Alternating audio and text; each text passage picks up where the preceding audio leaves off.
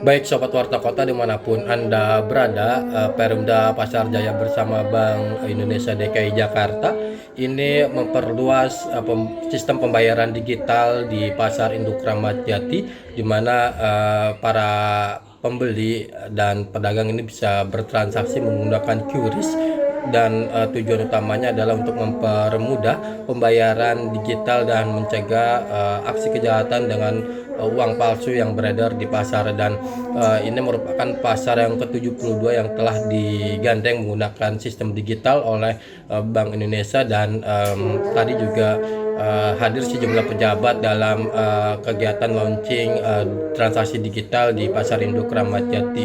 Dan di sini juga ada OJK sebagai pengawas atau otoritas jasa keuangan atau sebagai pengawas transaksi keuangan, dan juga berharap seluruh pasar yang ada di Jakarta ini sudah mulai beralih menggunakan sistem pembayaran melalui QRIS. Demikian, kembali ke studio.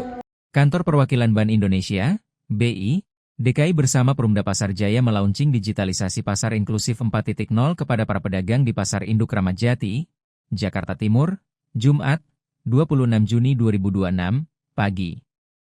Sejumlah pedagang hadir di lokasi untuk mengikuti kegiatan pembayaran menggunakan QRIS di pasar tersebut.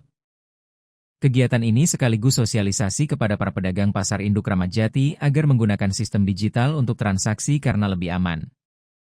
Direktur Properti dan Perpasaran, Raja Malam Ukur Tariga menjelaskan, kegiatan ini merupakan kelanjutan program yang telah dilaksanakan sejak tahun 2025 lalu.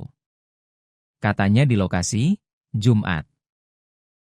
Program Pasar Inklusif 4.0 yang diluncurkan pada hari ini merupakan kelanjutan rangkaian program yang sudah kita laksanakan sejak tahun 2025 lalu, di mana total sebanyak 60 pasar yang tersebar di seluruh Jakarta yang merupakan aset dari Perumda Pasar Jaya. Kami mengucapkan terima kasih bagi semua pihak yang mendukung digitalisasi ini. Kami juga mengharapkan ke depan kolaborasi kita bersama, karena program digitalisasi ini bukan hanya sekedar transaksi digital, tapi juga mendorong peningkatan literasi keuangan, terutama bagi pedagang kami yang tersebar di seluruh Jakarta. Kemudian juga perluasan akses pembiayaan usaha para pedagang, penguatan perlindungan konsumen, serta menciptakan ekosistem pasar yang semakin modern, inklusif, dan berdaya saing. Inisiatif ini sejalan dengan berbagai program pemerintah DKI Jakarta sesuai dengan arahan Pak Gubernur Pak Pramono Anung terkait transformasi digital dan peningkatan inklusi keuangan masyarakat. Melalui sinergi antara pemerintah, regulator, industri jasa keuangan, dan pengelola pasar, kami berharap pasar di Jakarta dapat terus berkembang menjadi pusat kegiatan ekonomi yang adaptif terhadap perkembangan teknologi, sekaligus tetap menjadi ruang ekonomi yang ramah dan mudah diakses. Hadirin yang berbahagia, Perumda Pasar Jaya saat ini mengelola 146 pasar yang aktif dari total 153 pasar. Jumlah tersebut merepresentasikan ribuan pedagang yang setiap hari menjadi penggerak roda perekonomian Jakarta.